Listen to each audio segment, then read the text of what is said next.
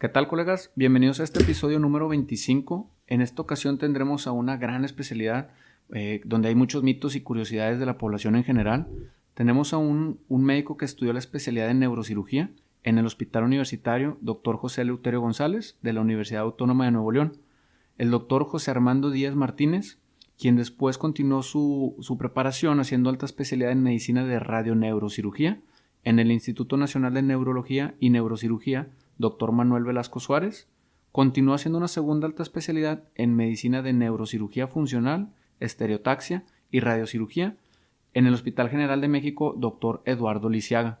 En este episodio hablaremos de estas especialidades, qué es lo que hacen, cómo es que vive un neurocirujano, cuál es su día a día, temas como aceleradores lineales en el tratamiento de movimiento y otras enfermedades, así como cuál es su opinión al respecto del uso de cannabidiol en pacientes y cuáles son sus indicaciones, temas más técnicos como mapeos corticales intraoperatorios y cirugías del Parkinson, entre otros, y resolver dudas como si existe o no el tratamiento llamado hemisferectomía.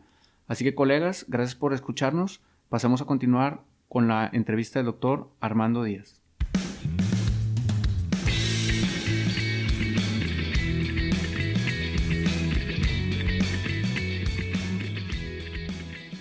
Pues bueno, doctor José Armando Díaz Martínez, muchísimas gracias por acompañarnos en este episodio. ¿Cómo te encuentras el día de hoy? Muy bien, muchas gracias por la invitación. Un placer por estar aquí con ustedes. Un placer para nosotros, doctor. Cuéntanos, como pregunta inicial y obligada para todos nuestros colegas, ¿qué fue lo que te motivó o por qué estudiaste medicina? Fíjate que fue algo... hay dos episodios en mi vida que marcaron suficiente la decisión para tomar la carrera de medicina. Mis papás no son médicos, son licenciados. Y bueno, pero mi papá trabajó mucho y mis papás trabajaron mucho en la Secretaría, en la Seguridad Social, ¿no? en el IMSS, para ser exactos. Y desde muy chicos yo me acuerdo haber estado en cuestiones administrativas ahí, bueno, en la oficina de mi papá. Nos ponían a jugar ahí con las hojas membretadas del IMSS. Sobre todo también haber ido a cuestiones ahí como que vamos a abrir o vamos a dar un premio a tal guardería, a tal institución. Y haber ido a eso era la parte aburrida. Uno cuando está chico no quiere ir a esas cuestiones administrativas y burocráticas. Pero recuerdo mucho esa parte de mi infancia. Y eso como que nos marcó. La verdad es que tengo 4 hermanos y todos los 4, y bueno, yo, los 5, participamos en parte de la salud. Tengo 2 hermanas que son psicólogas, un hermano que es un oftalmólogo y otro hermano que es dentista. Entonces yo creo que eso nos marcó mucho la parte que mi papá trabajó en la seguridad social. Y después, ya lo personal, toda mi familia son abogados, o sea, por parte de mi mamá, sobre todo. Y mi mamá tenía la carrera la trunca cuando yo estaba en la preparatoria. Ella se metió otra vez a estudiar la facultad. Y recuerdo mucho que en la facultad de Derecho utilizan mucho los exámenes a libro abierto. Y entonces nos decía, bueno, pregúntenme. Nosotros también con el afán de ayudarla, le ayudábamos mucho en eso, pero se me hizo que no era lo que me llenaba a mí el derecho, ¿no? Porque estaba como que toda la familia de mi mamá de que, bueno, somos abogados, y esa era parte también como que una inquietud, pero ahí terminó de finiquitarse. Y ahí fue como que salieron más hacia las ciencias naturales y por eso opté hacia la medicina. Sí, Doc, bien como comentas, yo también crecí con familia rodeada de personal de la salud, que supongo que en tu caso en las reuniones familiares, Navidad y festividades ha de ser muy, muy entretenido escuchar hablar puras cosas de salud. ¿O cómo te va en esa parte? Sí, es mixto, te digo, la mitad de mi familia, sobre todo de aquí en Monterrey, porque mi papá es de Guadalajara y la familia por parte de mi papá vivía allá, pero aquí en Monterrey pues la mayoría son abogados, pero en lo que se llama la familia nuclear, que es donde te digo mis hermanos y pues sí, los novios, los esposos de mis hermanos, ¿sí? Pues prácticamente tenemos un entendimiento mucho en lo que es la salud, y las pláticas son bastante amenas, porque sí tenemos esta pues interacción bastante bonita en una familia, así que es prácticamente todos enfocados a lo que es la salud, ¿no? Obviamente también hay algunos chistes entre nosotros mismos que nos decimos, digamos, carrilla así de entre colegas y hermanos del bullying que existe. Y pues, no sé, por ejemplo, mi hermano que es oftalmólogo, a veces le decimos cosas, ¿no? Que él nada más sabe de los ojos, cosillas así, ¿no? A mis hermanas que son psicólogas, obviamente respeto mucho a los psicólogos, pero pues siempre andamos ahí diciéndole que eso no es una ciencia, cosillas así que, que bueno, que entre hermanos, tú sabes que se vale, ¿no? Pero realmente pues es el mismo, trato entre hermanos. Y bueno, ya sabes también cosas que ellos me dicen a mí de las cuestiones de neurocirugía y cosas así, pero es parte del rol de familia que es agradable y lo disfrutamos mucho. Claro, digo, es lo bonito de las familias grandes que se pueden complementar bastante las pláticas. Y justamente hablando de este tema de la neurocirugía, ¿en qué momento de tu vida o de la carrera, o a lo mejor hasta del servicio, decides ir por la especialidad de neurocirugía? Sí. Fíjate que yo estaba más o menos como en el segundo año de medicina. Y fue ahí cuando yo fui becario de anatomía del doctor Ángel Martínez. Y bueno, la verdad es que ahí me empezó a crecer el interés de lo que es la neurocirugía. Pero fue un poco como en tercer año, prácticamente cuando yo estaba estudiando, iba a dar una clase para los alumnos sobre, eran la vena de Galeno, la circulación venosa del cerebro. Y recuerdo que uno de mis compañeros que estaban en años superiores, ya estaban ellos rotando en neurocirugía, y él me dijo, no, pues es una cirugía muy bonita esa, y puso un video de una cirugía que no se había realizado en el hospital universitario, era de un neurocirujano que ya después comprendí que era de los neurocirujanos vasculares más importantes o de los padres de la neurocirugía moderna, y me gustó mucho. De ahí fue como que empezó a crecer mi interés. Después entendí que la neurocirugía, a mi entender, era una de las ramas de la medicina más complejas o más completas para mí. ¿Por qué? Porque utilizas ultrasonido, resonancia, tomografía, radiografías. La clínica es fundamental. La anatomía, el conocimiento de la anatomía es primordial. Y bueno, también lo bonito de estar en quirófano, eso también, esa transformación de, digamos así, transformarte de un clínico a estar en quirófano, toda esa transformación también era muy satisfactoria para mí, la parte de estar, el entendimiento en quirófano, y bueno, cumplía con mis expectativas. Para mí llenaba toda la cuestión clínica, la cuestión por imagen, y obviamente la cuestión de cirugía. Por eso decidí entrar a neurocirugía, y la verdad es que lo volvería a hacer. Fíjate que justo en estos días cuando sale este episodio la gente está esperando los resultados del dichoso ENARM. ¿Cómo fue tu proceso? Porque sé que hay pocas plazas en realidad para neurocirugía. Claro. ¿Cómo fue tu proceso de estudiar, de cuando presentas el ENARM, estás esperando a ver si tienes plaza, el proceso de las entrevistas? ¿Cómo fue esa parte de tu vida? Claro, mira, yo, apliqué al hospital universitario como una parte inicial.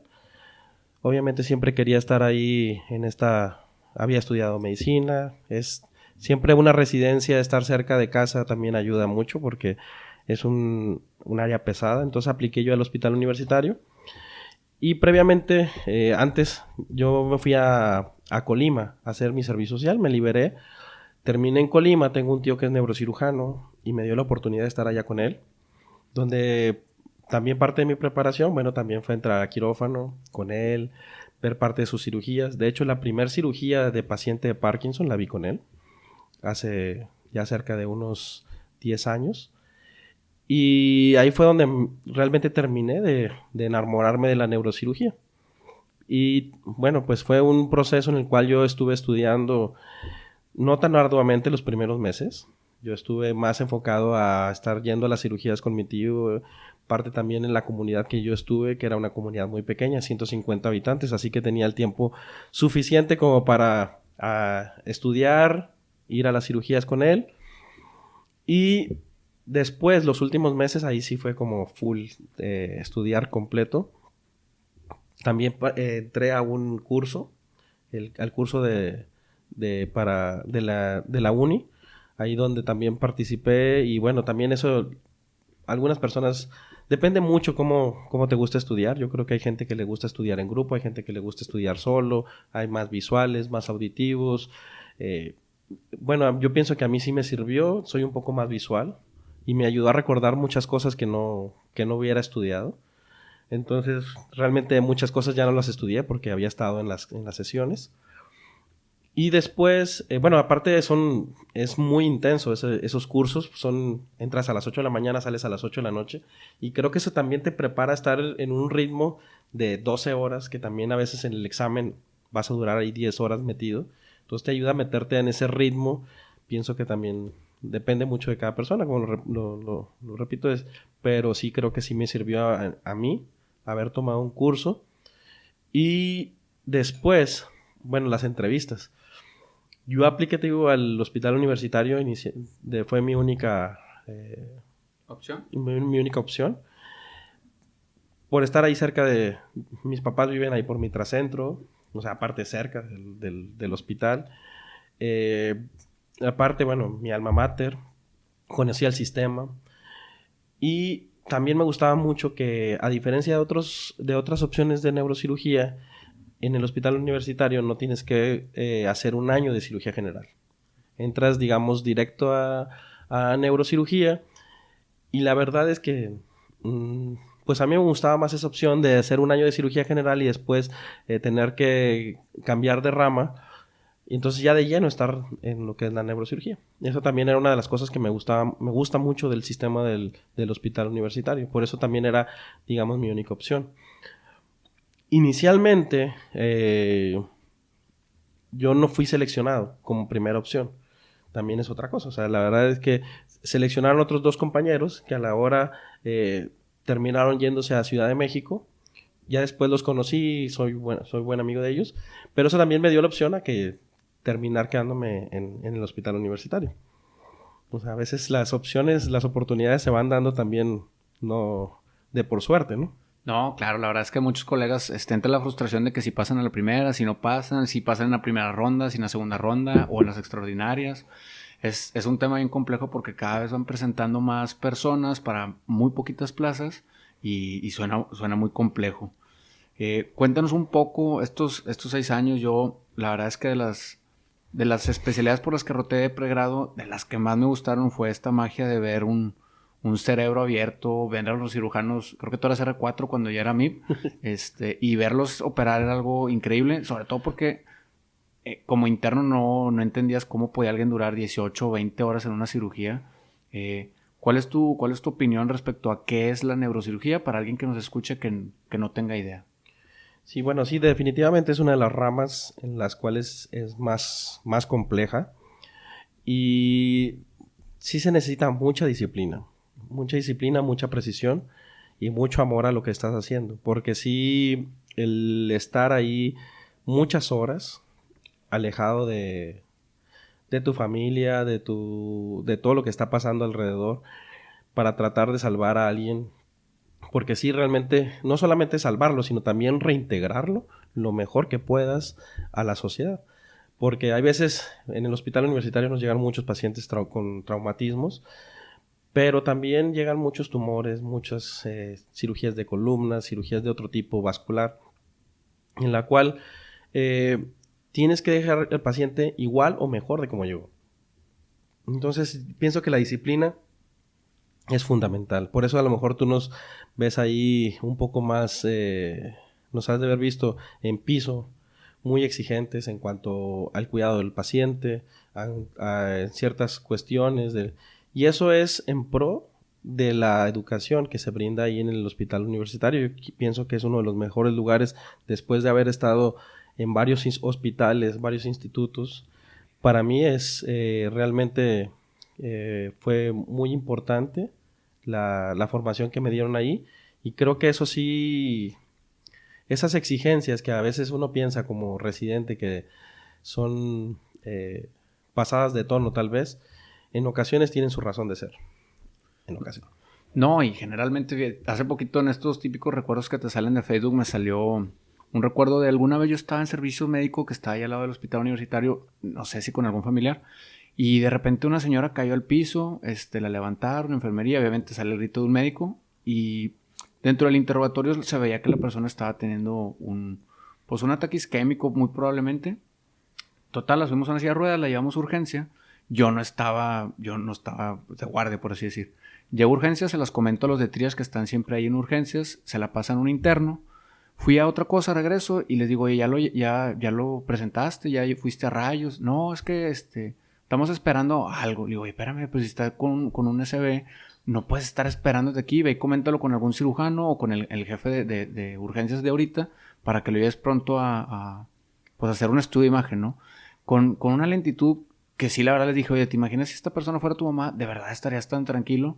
Y se me acaba viendo así como una cara de, pues no seas grosero, pero de repente sí te puede dar, no sé si te tocó, que seguramente sí, impotencia, como puede ver algunas personas que a lo mejor no tienen la vocación de sentir empatía por el paciente y generalmente cuando te regañan es porque pues ellos ya vivieron o tienen muchos años de experiencia para saber que los segundos que estás quitándole a esa persona en realidad van a tener repercusiones considerables, ¿no? Claro. Sí, sí, es sobre todo en cerebro, que el tiempo es cerebro. Que lo que se está perdiendo son funciones que a lo mejor ya no vas a recuperar. Y que las posibilidades que le vas a brindar al paciente o reintegrarlo a la sociedad van a ser muy difíciles. Entonces sí hay que actuar ágil, con prontitud, pero también con precisión. Eso también es algo que aprendí en la neurocirugía y yo creo que por eso es una de las exigencias fundamentales que sea, yo por eso te lo repito, la disciplina es algo, pienso que fundamental, que yo creo que no se ha perdido esa mística que tiene la neurocirugía en ninguna parte del país ni del mundo. Pienso que es algo que siempre se ha exigido, pero también pues el entendimiento de la anatomía, el entendimiento del paciente, lo que tú dices, la empatía, de saber que es alguien que no solamente hay que va a estar es salvar a alguien, sino también cómo lo vas a salvar. Sí, la calidad de la atención ahí tiene mucho que ver. Y durante tus 6 años, porque son 6 años para hacer neurocirugía, ¿en qué momento conoces la radioneurocirugía o cómo sale tu pasión por continuar con la formación en esta área? Fíjate que fue como en tercer año ya de la residencia. Mi maestro, el doctor Mauricio Arteaga, una vez me dice, oye, pues, fíjate que hay una... Bueno, ya lo habíamos visto en sesiones, ¿no? Pero me invita a que vaya a haber un tratamiento de radiocirugía al Hospital Muguerza. Y me empieza a platicar de que había ciertas enfermedades, ciertas patologías, sobre todo tumores, que se podían tratar con esta radiación a alta dosis, sin necesidad de abrir la cabeza. Y yo dije, interesante, ¿no? ¿Cómo es posible que puedas ofrecerle al paciente que le vas a tratar enfermedades sin necesidad de abrir un bisturí, o sea, sin necesidad de que entre a quirófano? Y ahí fue donde fue el primer contacto que yo tengo con un acelerador lineal, que es un CyberKnife que tienen ahí en el Hospital Muguerza. Y también es bastante imponente, ¿no? Llegas y parece como un robot. A mí siempre me recuerda al robot de Wall-E, Eva. Y se ve muy bonito cómo se va moviendo el robot y todo. Y cómo va liberando la energía. Y con eso el paciente... Terminamos y me dice el doctor, listo, el paciente está tratado. Ya no... Y uno acostumbrado como neurocirujano o como cirujano de que... Bueno, ¿y cuánto le quitaste de tumor? O sea, ¿qué pasó? O sea, vamos a hacerle una tomografía. Después me dice, no, tranquilo, esto está funcionando y ya el paciente no tiene que preocuparse. Ese fue el primer contacto y cuando dije, bueno, esto es el futuro de la medicina, ¿no? O de la neurocirugía. Entonces ahí empieza a crecer mi interés porque dije, bueno, siempre hay algo, una ley que a lo mejor todos conocemos que es que se ha ido acuñando, que coco abierto, coco echado a perder, que es la ley de la playa. Y dije, bueno, si alguien no quiere que le abran el coco, pues esta es una opción.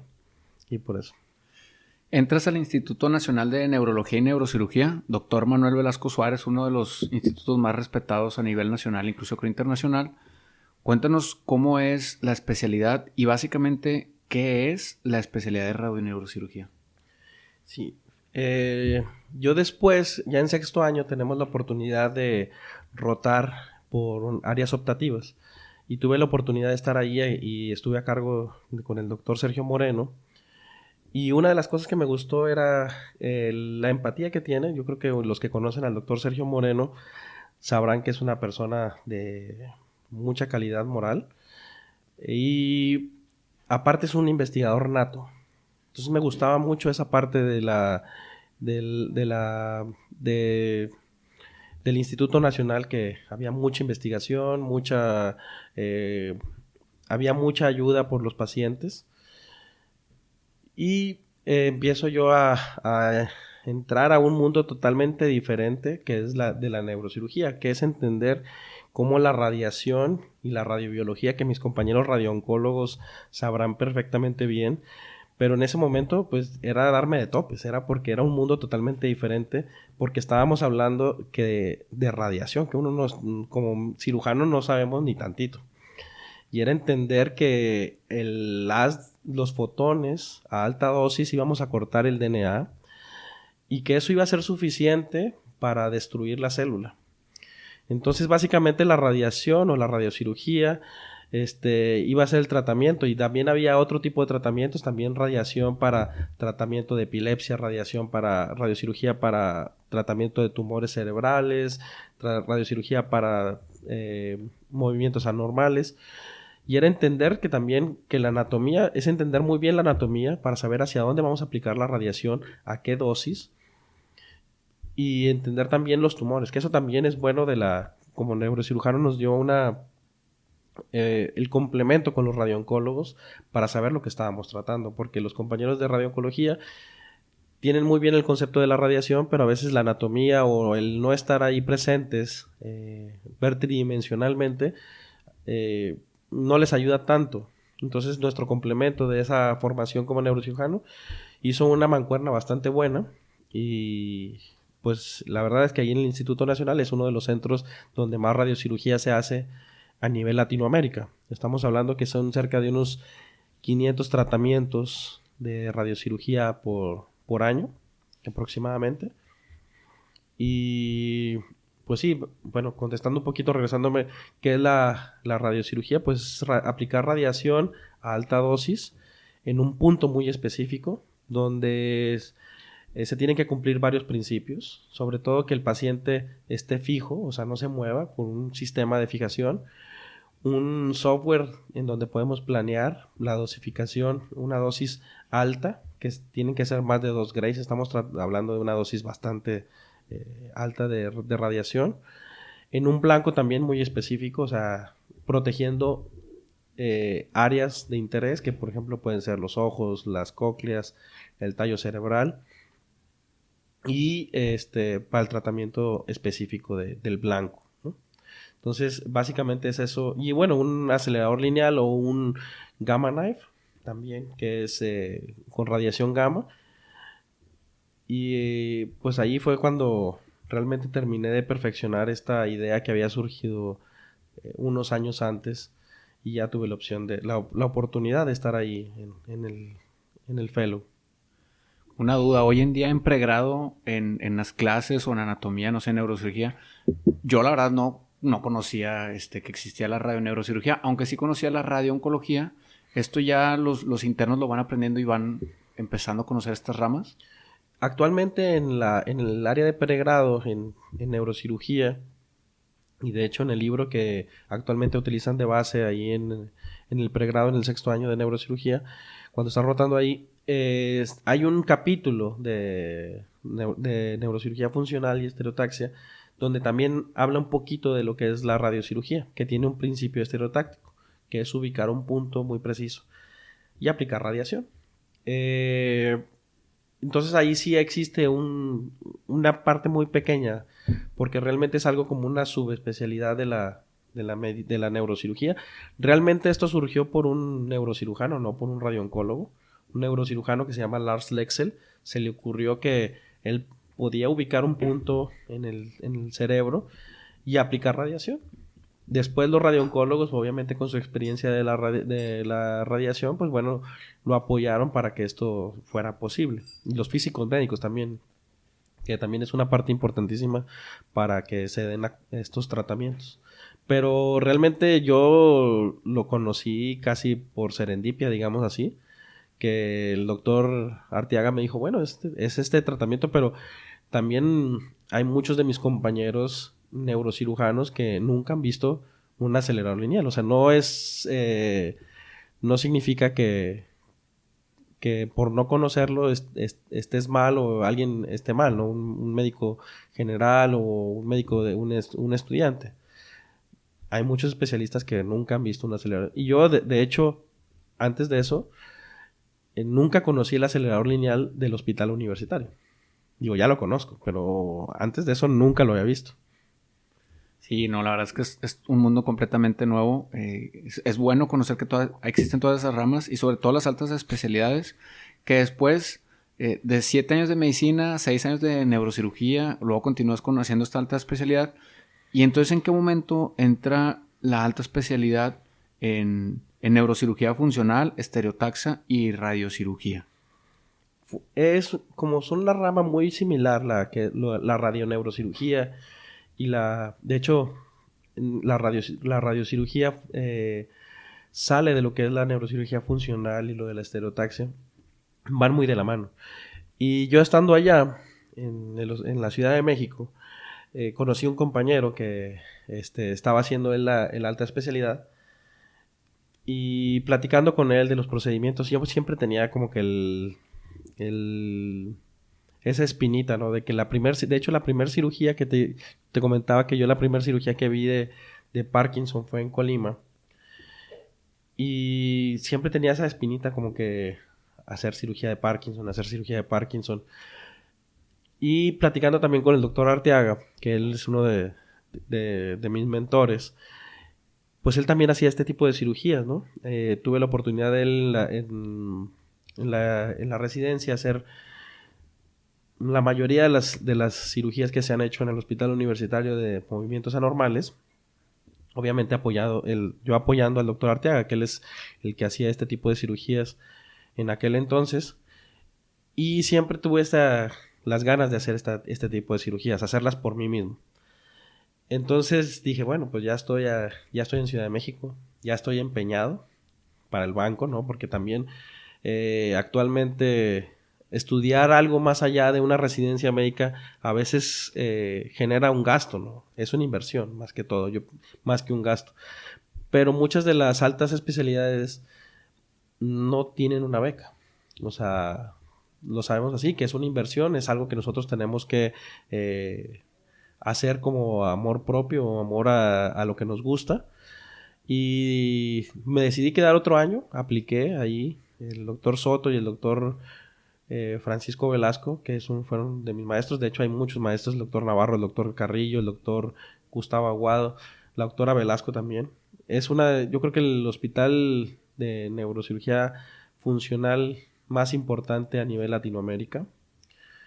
Y también tuve la oportunidad de estar con el doctor Velasco, que es uno de los rockstars de la neurocirugía en mundial. O sea, también eso me gustó mucho en parte de la neurocirugía funcional, que él es el neurocirujano vivo que tiene más premios actualmente, que le han dado más premios a nivel mundial. Y la oportunidad de estar con él, de operar, de ver que a sus poco más de 80 años sigue vigente y cómo él todavía tiene la actitud de investigar, de hacer muchas cosas, también dice, bueno, pues a mí me gustaría en cierta medida también ser como él, ¿no? Sí, claro, la verdad es que ojalá pudiera llegar algún nieto con esta grabación para él, para que escuchara cómo a su edad todavía hay gente que le sigue aprendiendo y qué impresionante. Yo no sabía que a esa edad todavía puede ser tan funcional en las áreas quirúrgicas. Uno se imagina que de pronto llega una edad en la que dices tú, ya me cansé. Y otro tema que es bien importante para la comunidad que a lo mejor de pronto no sepa, esto que mencionabas de la alta especialidad, los 6 años de residencia pues se gana un salario pues a lo mejor nada más para vivir. no deja para más. Pero este tema de ser alta especialidad, como bien dices, no hay beca, es decir, un año al menos no recibes ni un peso. Entonces tuviste que haber guardado dinero o pedir un préstamo o hablar con algún familiar para ayudarme a mantenerme un año en una ciudad donde no conozco a nadie y pues tengo que vivir, ¿verdad? Y tú te aventaste dos, ¿no? Claro, sí. Entonces sí, yo sé que el tema sale que se ve como un gasto, pero pues porque sí, estás gastando dinero que en realidad pues estás invirtiendo en tu formación que después va a redituar con creces, pero para que sepan un poquito de cómo es complejo el mundo de la medicina. Y para hablar y cerrar este tema, he escuchado que manejas el tema de el tratamiento con acelerador lineal para tratar, y lo mencionabas ahorita, trastornos del movimiento. ¿Qué es eso?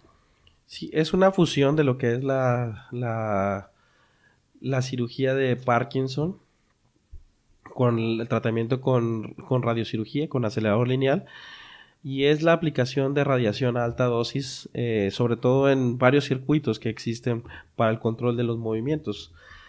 Sabemos que el Parkinson es una enfermedad neurodegenerativa, de hecho es la segunda más importante después del Alzheimer, y que tiene el circuito alterado a nivel de los ganglios basales.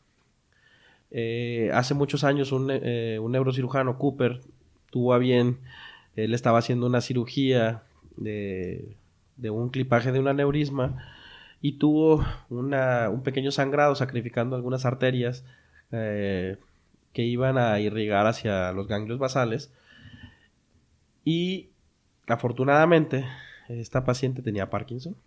Afortunadamente esta paciente solamente sufre de un infarto muy pequeño en la cápsula interna y también más bien hacia los ganglios basales, y de ahí se dan cuenta que la paciente pues sale de quirófano y, oh sorpresa, se cura, o bueno, se trata un poco más los síntomas del Parkinson, se le quita el temblor, se le quita la rigidez, la bradicinesia, y de ahí se vuelca toda la cirugía de Parkinson hacia los ganglios basales.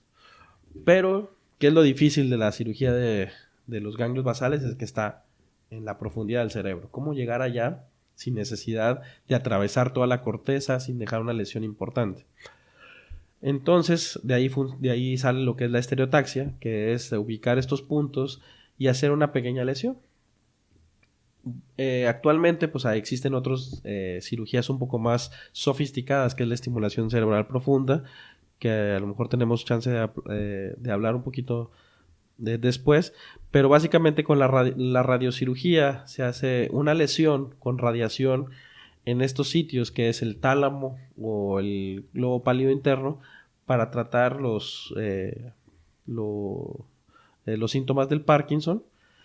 Ojo, es bien importante recordarle a los pacientes y a los estudiantes de que el Parkinson no se cura. No se va a curar el Parkinson, vas a tratar los síntomas mejorando la calidad de vida. Eso es súper importante, porque luego se vende la historia de que el paciente ya hay cura para el Parkinson. No, actualmente estamos trabajando en ello. La medicina moderna muy seguramente, o el futuro llegará a eso, pero actualmente la cirugía o la radiocirugía pues tienen una opción más para el paciente. Pues sin duda que bueno que existan diversas opciones para tratamientos que la verdad es que puede ser muy complejo para los familiares el buscar una alternativa. Y es bueno saber que no solo las soluciones son quirúrgicas, sino que de pronto existe unas opciones más precisas. Gracias por escuchar Entre Colegas.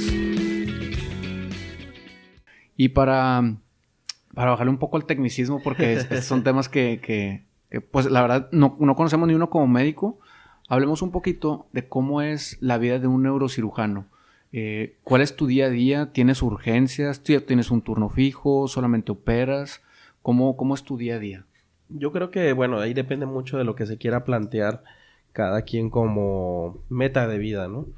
Yo actualmente, mi plan de vida es que ser identificado como neurocirujano funcional.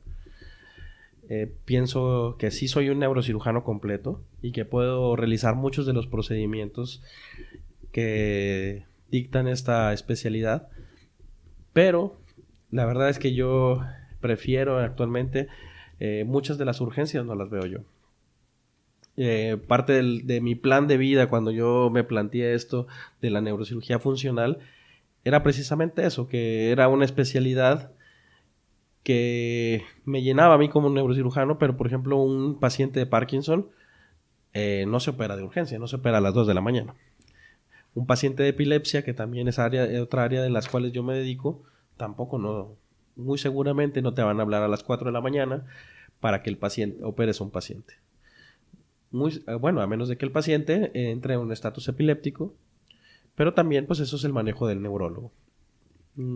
Parte de lo que yo me planteé como una expectativas de vida era eso, tener una calidad de vida buena, disfrutar mi familia, tener tiempo para dormir también, porque a veces en las guardias se malpasa uno mucho.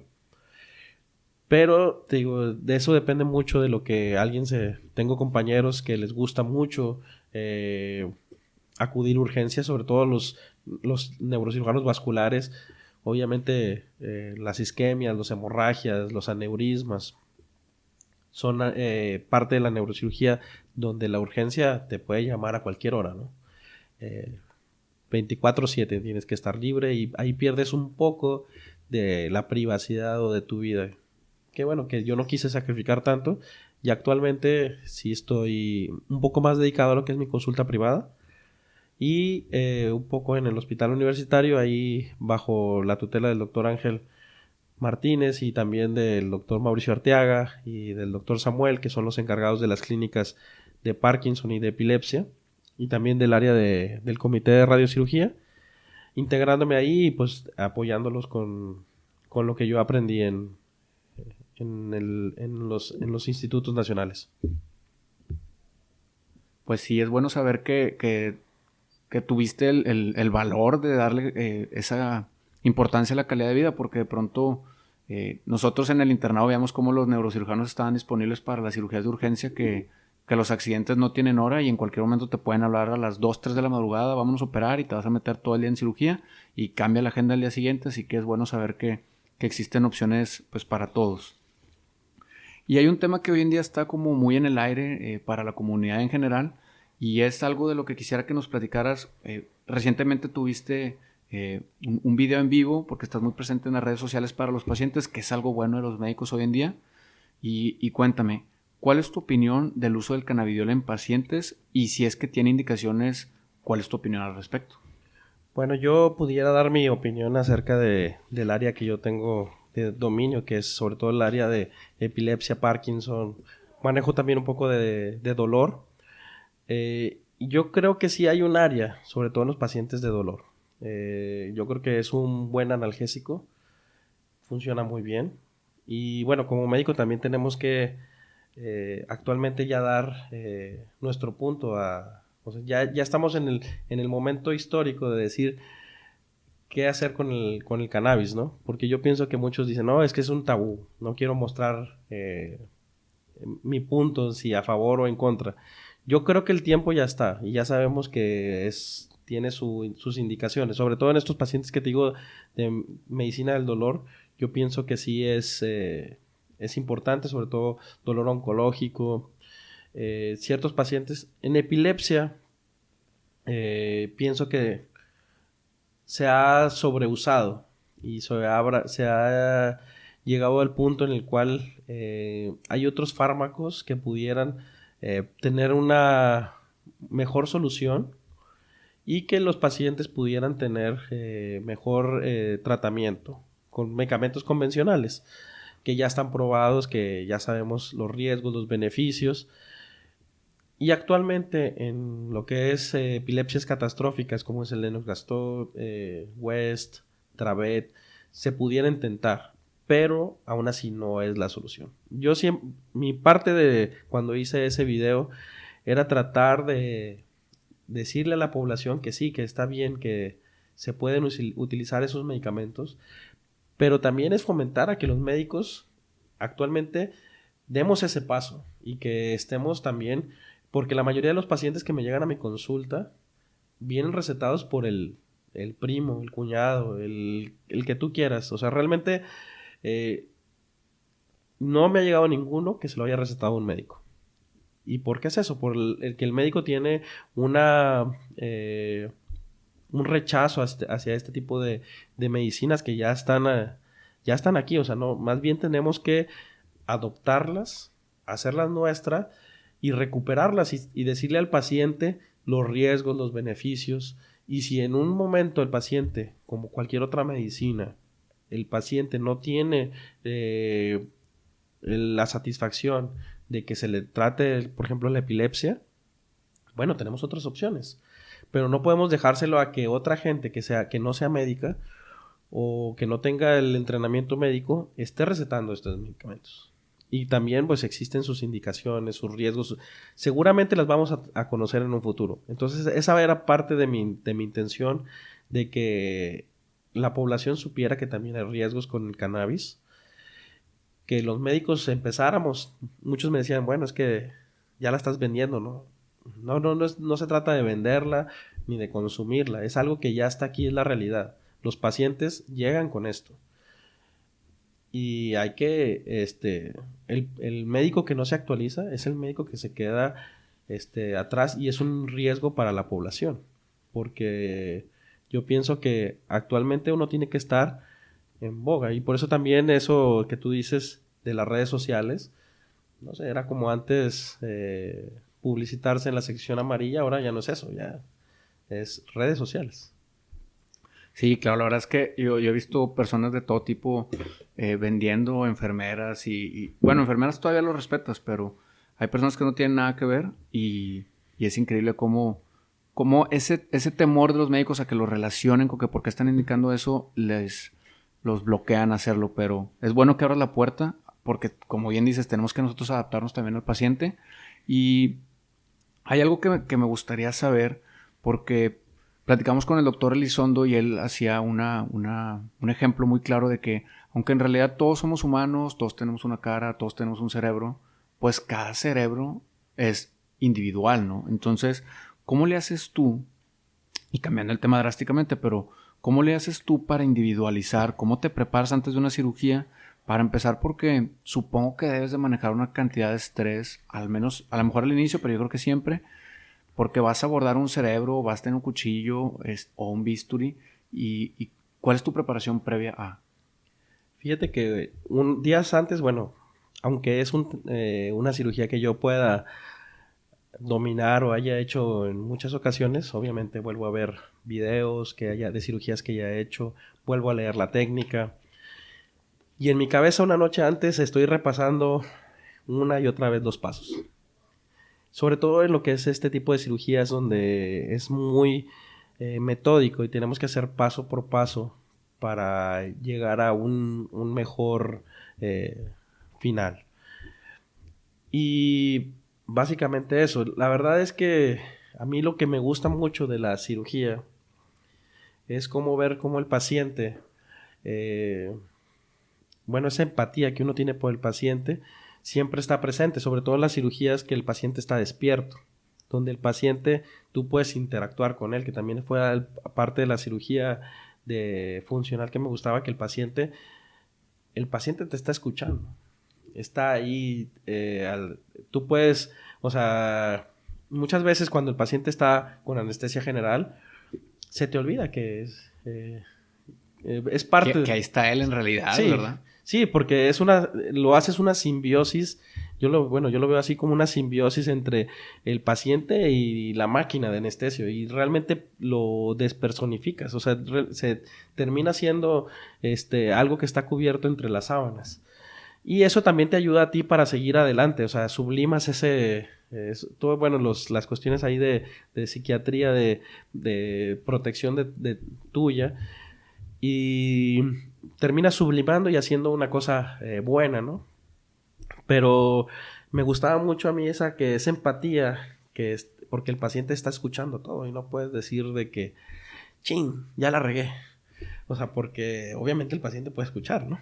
Que a veces puede pasar. Pero me gusta esa preparación y que el paciente esté escuchándome, que yo pueda estar interactuando con él. Y obviamente sí es un estrés saber, por ejemplo, en cirugías de Parkinson, donde a veces el dispositivo pues es costoso, o donde el paciente espera un resultado, digamos, así como estético, donde el paciente está esperando recuperar su función. Entonces también eso también es un estrés también hacia una suma más de estrés a la cirugía. Gracias por continuar escuchando la entrevista entre colegas. Y bueno, continuando con estos temas, también veo que dominas algo que desconocíamos, pero es el mapeo cortical intraoperatorio en áreas altamente especializadas. Pero supongo que es de este mismo tema que nos hablabas de cómo para ciertas patologías tienes que saber precisamente en dónde vas a hacer algún tratamiento, pero para quitarle esta idea a lo mejor de pronto a las personas que no tienen bien claro qué es lo que está haciendo un neurocirujano, ¿cómo te preparas y en qué consiste ese tema enfocado a una persona que no es médica? Ok, bueno. O incluso nos podrías platicar cómo lo orientas precisamente a la cirugía de Parkinson. Sí.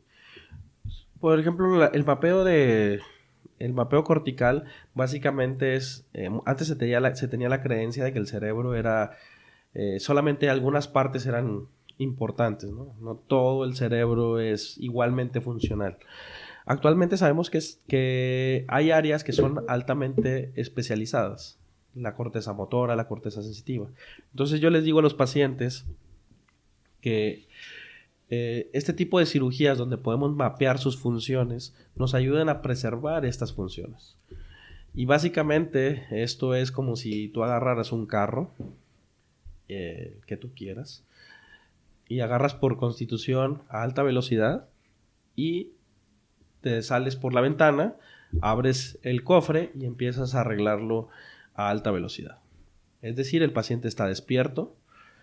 Al paciente le dices que es muy similar a que cuando va al dentista, va a estar escuchando todo lo que está pasando a su alrededor, va a sentir que se están moviendo cosas, sonidos de máquinas, muy similar cuando uno está en un dentista y está escuchando el taladro, la succión, pero realmente no estás viendo lo que está haciendo el dentista. Algo así es cuando estamos trabajando en el paciente despierto. ¿Y para qué es esto? Pues al paciente yo puedo estar monitorizando si estoy haciendo una resección del área que controla la mano del paciente. Que si yo no lo hiciera de esta técnica, las posibilidades de que el paciente saliera con una lesión que no pueda mover la mano son importantes. Entonces lo que hago es explicarles de que esta es una opción más.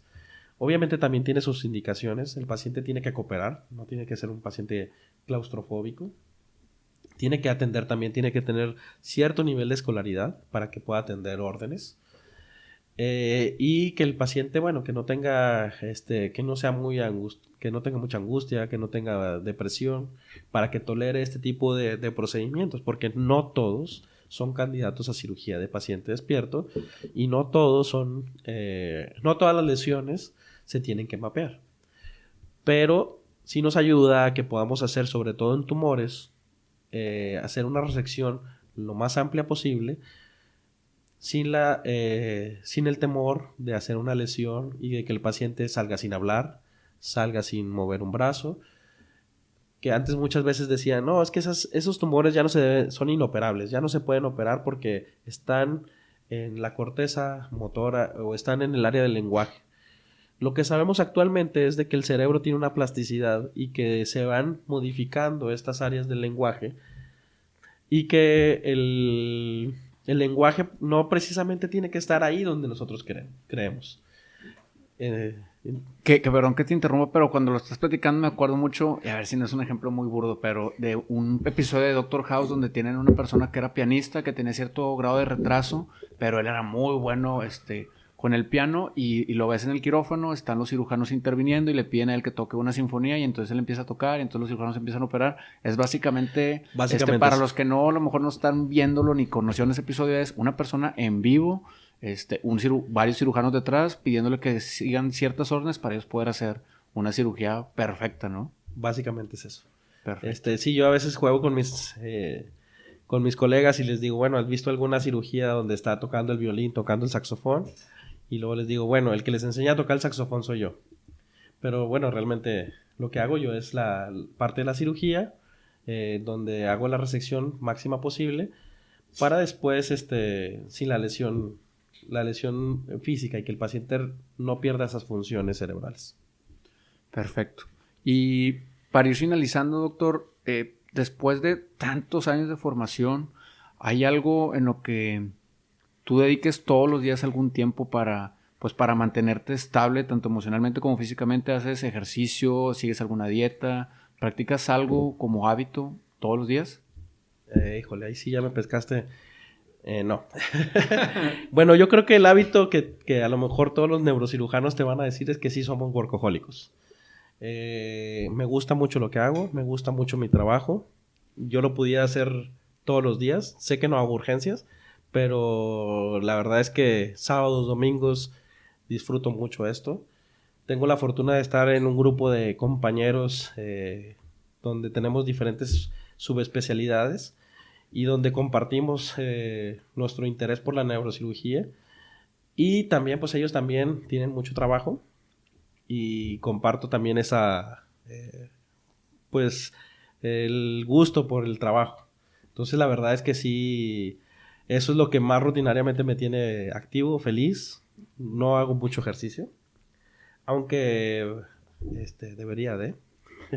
Pero sí, la verdad es que más que todo a mí me gusta mucho eso, me gusta mucho la investigación.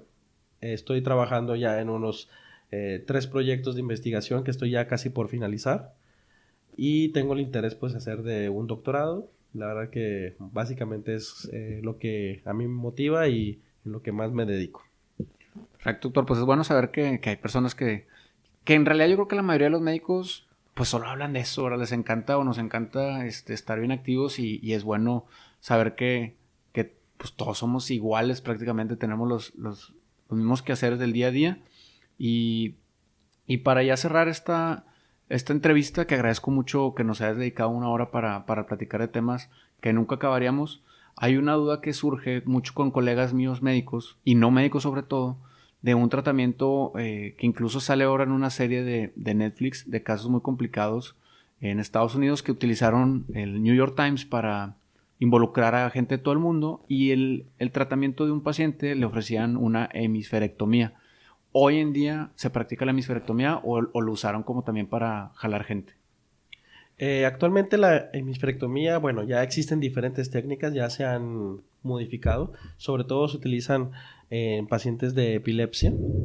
La epilepsia tipo Rasmussen, otro tipo de epilepsias donde el paciente tiene que haber una desconexión o hay un foco epiléptico muy grande en un hemisferio cerebral y hay que resecar una parte importante del cerebro. Los primeros casos que fueron publicados por Rasmussen, él quitaba la parte del cerebro, sobre todo en niños, y lo que se veía es que el cerebro sano, o el que seguía, aprendía estas funciones y el paciente podía vivir sin el cerebro, sin la mitad del cerebro. Sí se siguen practicando, pero actualmente lo que se hace son desconexiones. No es necesario quitar todo el cerebro, solamente es que ir a cortar esas vías para que no haya una comunicación entre el cerebro del lado derecho con el izquierdo. Y básicamente, pero sí es algo que se usa. Yo tengo la fortuna de solamente haber hecho una de este tipo de cirugías, no tengo más experiencia, porque actualmente lo que yo me dedico en cirugía de epilepsia es a cirugía de epilepsia un poco más mínimamente invasiva, colocación de electrodos hacia ciertas partes del cerebro, como el tálamo, con esto controlar las crisis convulsivas sin la necesidad de hacer resecciones tan amplias. Pues muchísimas gracias por resolver esa duda, porque pues muchos tenían esa inquietud respecto a la neurocirugía. Y la pregunta obligada final, doctor. Doctor Díaz, ¿qué te llevas después de esta entrevista de escuchar tu historia resumida en pocos minutos? Bueno, creo que a veces es bonito después de un tiempo tener una retrospectiva, un punto de vista que a veces no nos tomamos el tiempo de ver todo lo que hemos logrado. Se dice fácil que son algunos añitos, pero es algo que he tenido la oportunidad de compartir con mis colegas y la verdad es que un gusto, me da mucho gusto estar aquí, ver que este programa ha ido creciendo. He tenido la oportunidad de ver a algunos de mis compañeros aquí y me da la verdad que mucho gusto que me hayan invitado. No, gracias a ti por acompañarnos, sobre todo para los colegas que a lo mejor de pronto están pensando en hacer o no hacer neurocirugía. Pues después de escucharte, al menos yo que te tengo aquí presente, veo que es algo que te hace muy feliz, que a pesar de que le dedicaste poco más de 13 años desde la licenciatura hasta hoy en día y te sigues actualizando, te veo tan feliz que yo creo que cualquier persona que lo esté considerando vale la pena, la friega que implica, pero pues cuando algo te gusta sin duda. Entonces agradecemos a todos los que han llegado hasta este punto del episodio. Les agradecemos que compartan el mismo. En redes sociales estamos como en Entre Colegas MX y la manera de apoyar este tipo de proyectos es pues compartiéndolo, mencionándonos en sus historias e incluso mandándonos preguntas para los ponentes o diciéndonos qué especialidades tienen en mente. El siguiente episodio tendremos a un gran colega de radiooncología que nos explicará también temas muy relacionados al tema del día de hoy. Entonces, pues agradezco de nuevo, doctor. No sé si hay algo que quieras decir para finalizar. No, muchas gracias por la invitación. Perfecto, colegas. Pues muchísimas gracias. A continuar viviendo nuestra misión.